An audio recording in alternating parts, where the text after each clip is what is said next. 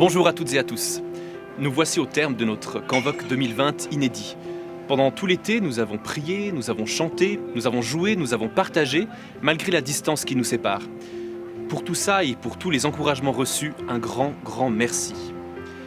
Avant de rencontrer Pauline Bénat, une jeune neuchâteloise responsable du Convoque de Tamier, nous te proposons un petit retour sur les aspects de la vie de Marguerite qui peuvent vraiment nous aider en tant que chrétiens.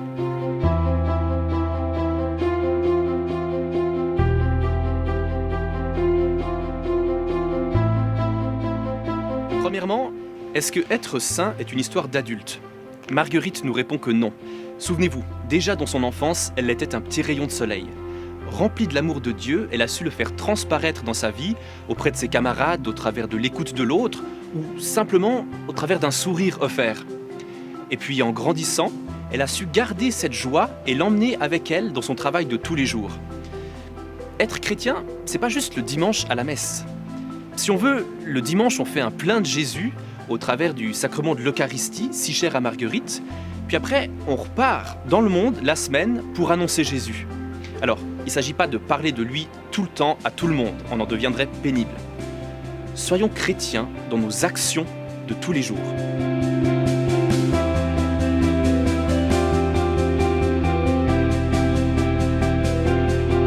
Évidemment, on ne peut pas parler de Marguerite sans parler de prière. Mais à nouveau, Marguerite n'a rien fait d'exceptionnel. Elle s'est mise à l'écoute de Dieu pour le servir. Notre moyen de communication avec Dieu, c'est la prière.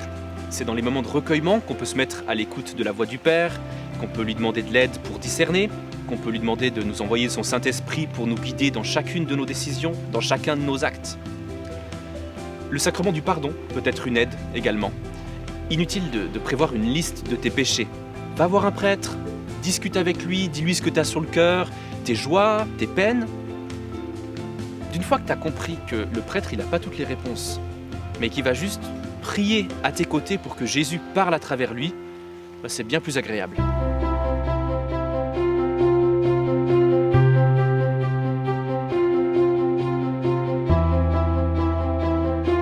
La prière n'a pas forcément besoin d'être calme dans une église ou devant une icône. On peut aussi simplement louer Dieu à chaque moment de la journée. Par exemple, quand on est ébloui par la beauté de sa création ou quand on reçoit une bonne nouvelle. Dieu est présent à chaque moment de la journée. Dans les mauvais moments, certes, mais ne l'oublions pas dans les bons moments. Peut-être qu'on pourrait un peu plus le remercier pour toutes ces belles choses qui nous arrivent. Est-ce qu'un quart d'heure, une demi-heure, une heure d'adoration pourrait être une idée ?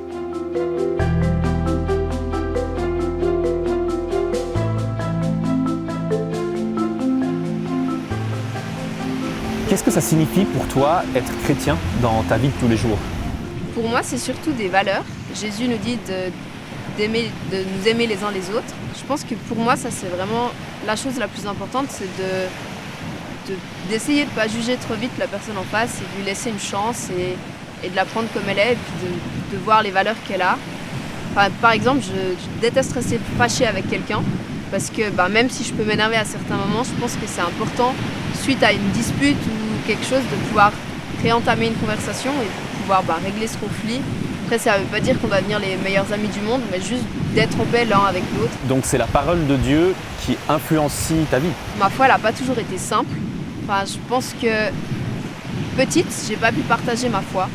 Dans le sens où oui, dans ma famille, il n'y avait pas de souci et de pouvoir en parler ou autre, mais j'en parlais pas à l'école parce que j'étais la seule qui allait tous les dimanches ou presque à la messe.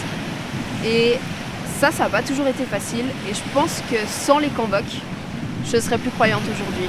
Parce que c'est vraiment les convoques qui m'ont permis, depuis 2009, de rencontrer des amis qui sont aussi croyants, de faire une bulle dans ma vie de tous les jours.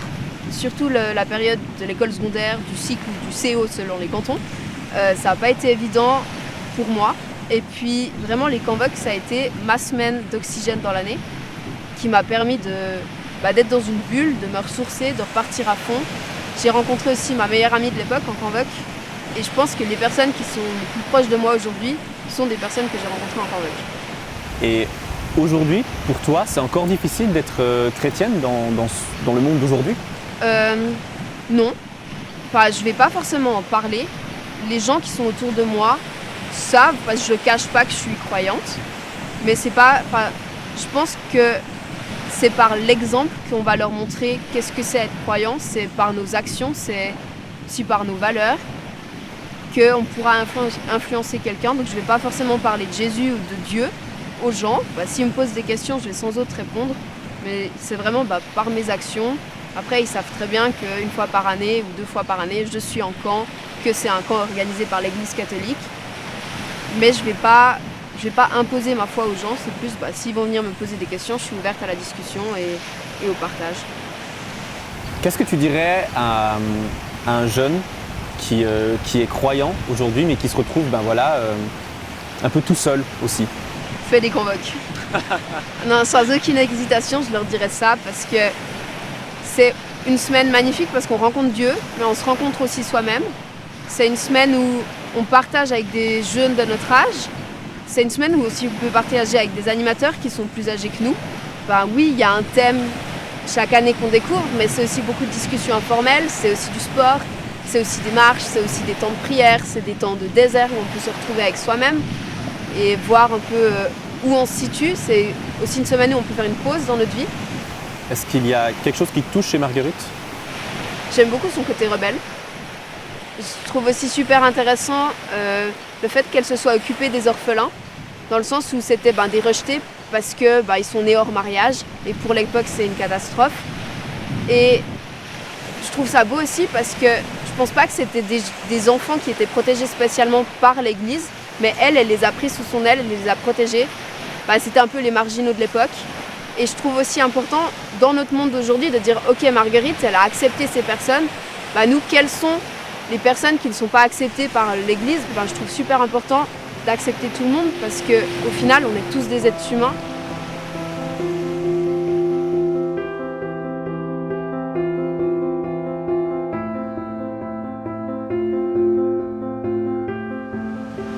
Le Convoque inédit 2020 se termine à la fin de cette semaine.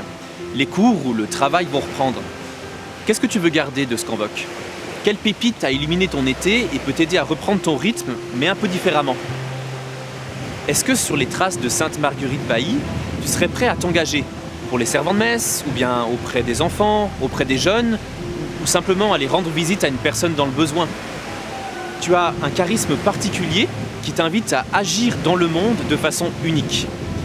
En ce jour de l'Assomption, tout comme Sainte Marguerite Bailly, prions Marie pour que chacun et chacune dans le monde trouve sa place afin d'être celle de la terre et lumière du monde.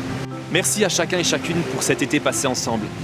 Merci tout d'abord à vous, chers participants, chères participantes, d'avoir pris part à ce Convoque. Merci à vos parents, à vos proches de vous avoir relayé les informations ou d'avoir pris part eux aussi au Convoque. Merci à tous nos témoins qui ont accepté de livrer ce qu'ils avaient dans leur cœur. Merci à Fabienne, à Eduardo, à Ève-Marie et Thibaut, à Sœur Marie du Sacré-Cœur, à Joseph et à Pauline. Merci à tous les responsables de camp et à leurs animateurs et animatrices de nous avoir fourni des activités et des magnifiques prières tout au long de l'été. Merci à François-Xavier de Lumenlog et à ses frères Louis-Jo et JB à la caméra, au son, au montage. Toute l'équipe des Convoques se réjouit de vous retrouver l'année prochaine. On se quitte, ou plutôt on reste unis par la prière avec Sainte Marguerite Bailly.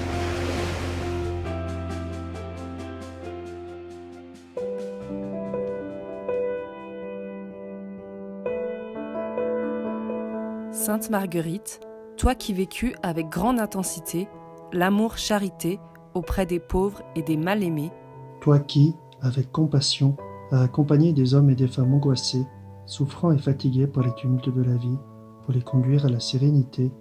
Toi qui as accueilli tant de personnes en crise de l'existence ou de la foi, faisant lever sur elles de nouveaux printemps de vie. Toi qui as eu l'immense privilège de participer de façon merveilleuse à la traversée pascale, jusqu'à porter en ta chair les stigmates. Viens à mon aide. Je te confie mes joies et mes peines, mes doutes et mes souffrances, car je sais que tu m'écoutes et que tu portes mes prières dans le cœur de Jésus. Apprends-moi à accueillir chaque instant de ma vie comme un don de Dieu dans une constante écoute de l'Esprit Saint. Toi qui faisais tout pour la gloire de Dieu et qui vivais constamment en sa bienheureuse présence, fais que dans un total abandon, je puisse me remettre entre les mains de Dieu pour que ma vie devienne une louange à sa gloire. Amen.